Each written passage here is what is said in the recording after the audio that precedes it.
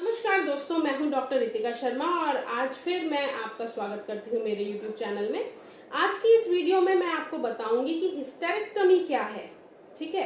और आजकल न्यूज में अननेसेसरी हिस्टेरेक्टमी जो टर्म यूज हो रही है वो क्यों हो रही है, इंडिया के अंदर अननेसेसरी हिस्टेरेक्टमीज क्यों बढ़ रही हैं और हिस्टेरेक्टमी का अर्थ क्या है। आपके यूट्रस के अंदर जब फाइब्रॉइड होते हैं तब उसका होम्योपैथिकली क्या इलाज पॉसिबल है, कितने लेवल तक होम्योपैथिकली इलाज पॉसिबल है और किस लेवल पे आपको सर्जरी यानी कि हिस्टेरेक्टमी के लिए जाना चाहिए। तो चलिए शुरू करते हैं। हिस्टेरेक्टमी वर्ड का अर्थ यही है कि जब आपके यूट्रस यानी बच्चादानी के अंदर रसौली यानी कि फाइब्रॉइड हो जाता है और उसको रिमूव करने के लिए डॉक्टर आपके फाइब्रॉइड के समेत यानी कि आपके रसौली के समेत आपके बच्चादानी को आपके शरीर से बाहर निकाल देते हैं, उस सर्जरी या उस ऑपरेटिव प्रोसीजर को हिस्टेरेक्टमी कहते हैं।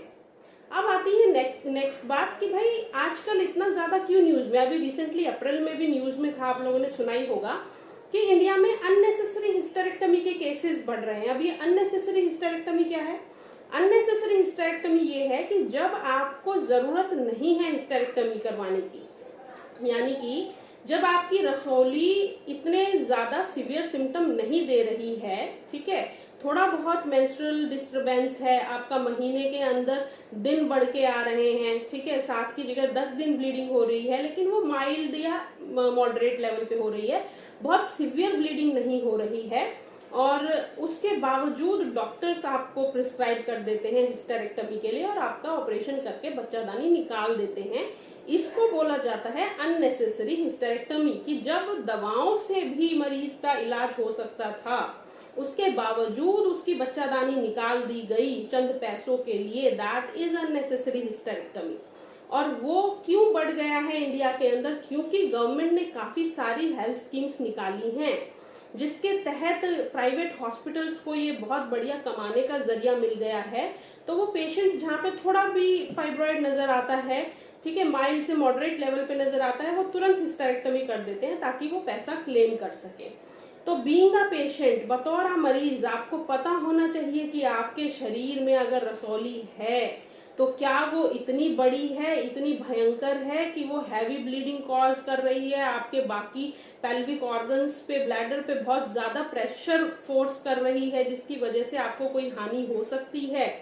उस केस में ही हिस्टेरेक्टमी कराना सही है, अदरवाइज हिस्टेरेक्टमी ना कराएं अगर आपको माइल्ड या मॉडरेट सिम्टम है। अब ये कैसे पता चलेगा? आपको तो डॉक्टर ने लिख दिया कि हिस्टेरेक्टमी कराना है। तो ऐसे केसेस में मैं सभी मरीजों से ये दरख्वास्त करूंगी कि आप 2 या 3 बाहर के डॉक्टर से सलाह लें। बाहर का मेरा मतलब है कि जिस डॉक्टर से आप दिखा रहे हैं उस सेटअप में ना दिखा के उसके दिए हुए प्रिस्क्रिप्शन को या एडवाइस को दूसरे डॉक्टर को सेम अल्ट्रासाउंड दिखाएं जो आपने अपने डॉक्टर को दिखाया था जिसपे उन्होंने हिस्टेरेक्टमी आपको एडवाइस किया है। उस अल्ट्रासाउंड को आप 2-3 और डॉक्टरों से अपनी ओपिनियन ले, सेकंड ओपिनियन, थर्ड ओपिनियन।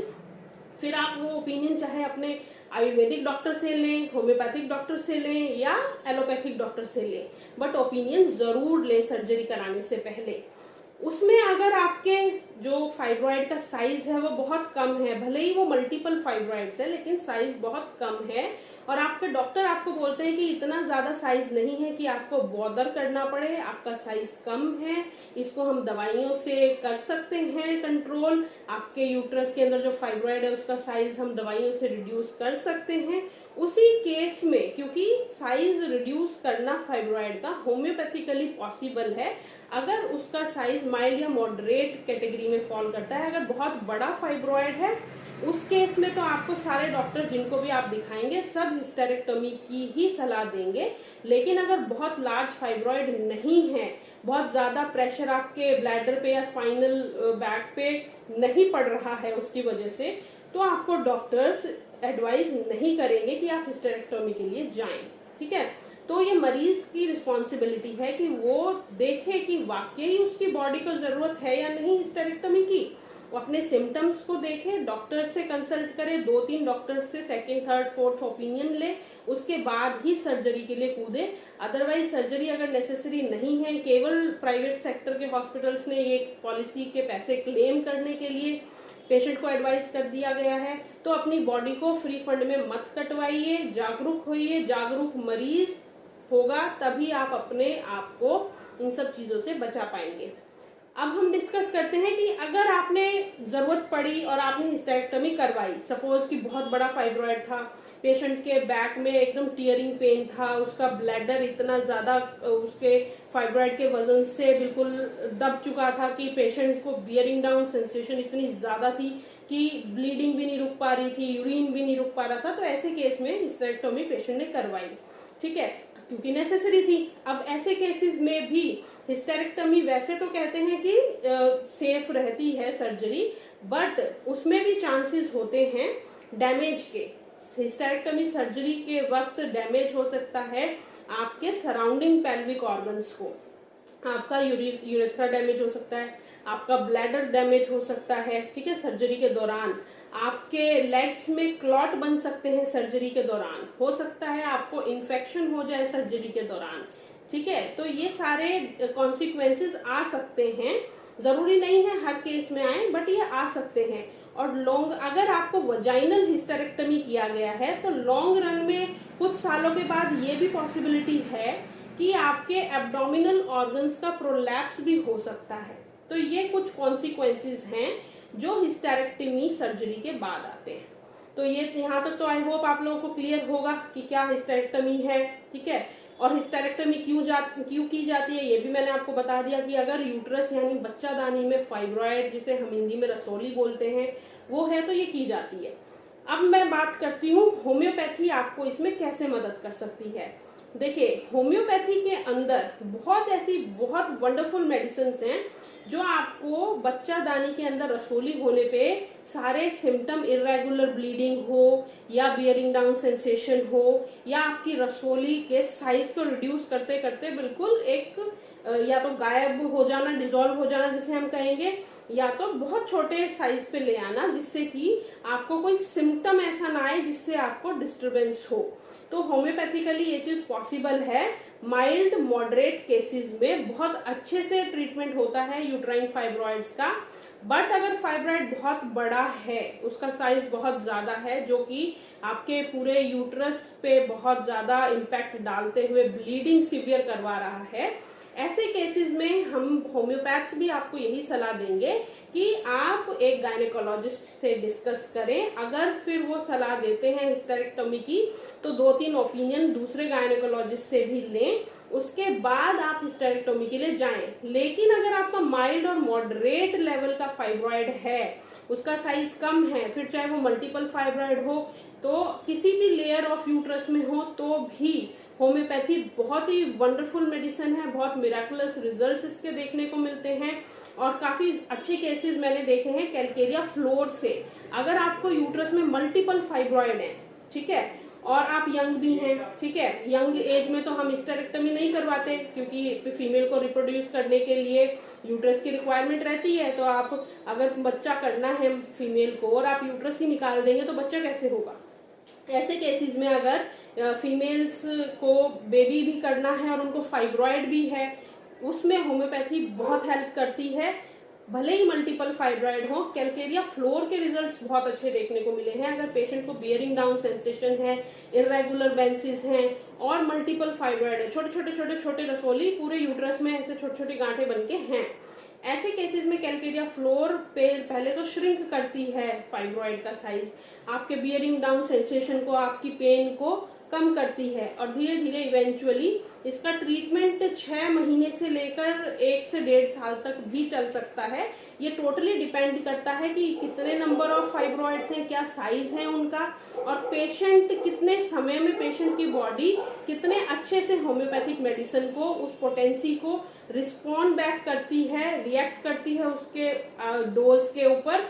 तो अच्छे सिम्टम्स जैसे ही आने साइन शुरू होंगे कि भाई अच्छा ये मेडिसिन दी है, 10 दिन के बाद पेशेंट का बियरिंग डाउन जो सेंसेशन था वो कम होनी शुरू हो गई, पेन हफ्ते भर में उसको नॉर्मलाइज हो गया। तो इट मीन्स ये पॉजिटिव साइंस है कि हाँ, मेडिसिन ने वर्क करना स्टार्ट कर दिया है। और फिर आप 3 महीने तक कंटिन्यू पेशेंट को मेडिसिन देते हैं। फिर एक अल्ट्रासाउंड 3 से 4 महीने के बाद रिपीट कराते हैं। आइडियली तो 4 मंथ के बाद अल्ट्रासाउंड रिपीट होना चाहिए, ताकि उसमें जो भी आपके साइज और नंबर ऑफ रसोलीज थी वो आप क्लियरली देख सकें कि इस होम्योपैथिक मेडिसिन ने कितने वंडरफुली इसको क्योर किया है।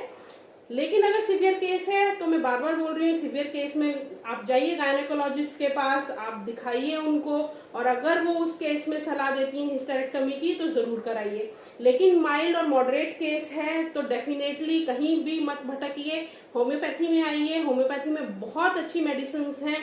आपके अल्ट्रासाउंड में आपको क्लियर रिजल्ट्स दिखेंगे। अगर आपको 4 महीने बाद कोई रिजल्ट नहीं दिख रहा कि नंबर कम हुआ हो फाइब्रॉइड का या साइज कम हुआ हो फाइब्रॉइड का, अलॉन्ग विद आपकी जो फीलिंग है, जो मेंस्ट्रुअल डिस्टर्बेंसेस है वो ठीक हुई हो, तो आप डेफिनेटली स्विच कर सकते हैं। लेकिन आपको रिजल्ट्स मिलेंगे विद इन 4 मंथ। जब आप रिपीट कराते हैं अल्ट्रासाउंड, कैलकेरिया फ्लोर मेडिसिन के बहुत अच्छे रिजल्ट्स देखने को मिलते हैं। आप खुद अल्ट्रासाउंड को कंपेयर करके देख सकते हैं।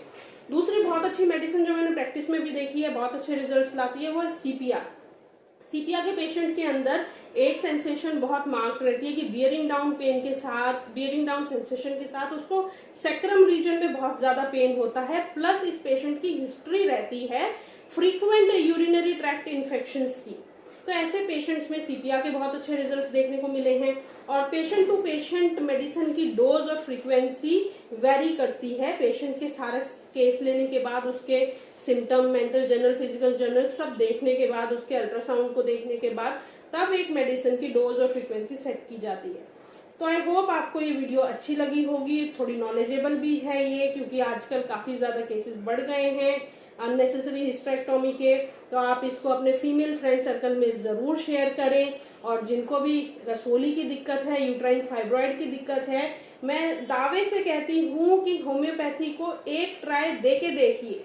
आप 4 महीने में ही रिजल्ट नोटिस करेंगे, ठीक है। फिर चाहे वो 2% हो चाहे 200% हो, आप कुछ ना कुछ उसमें 4 महीने में रिजल्ट देखेंगे। और वो रिजल्ट बिना साइड इफेक्ट के होगा।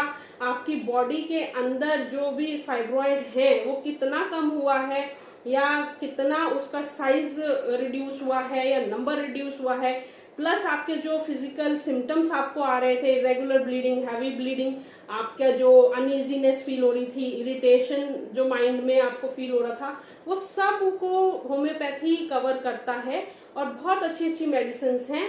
अगर रसोली किसी भी महिला को है, do give a try to homeopathy.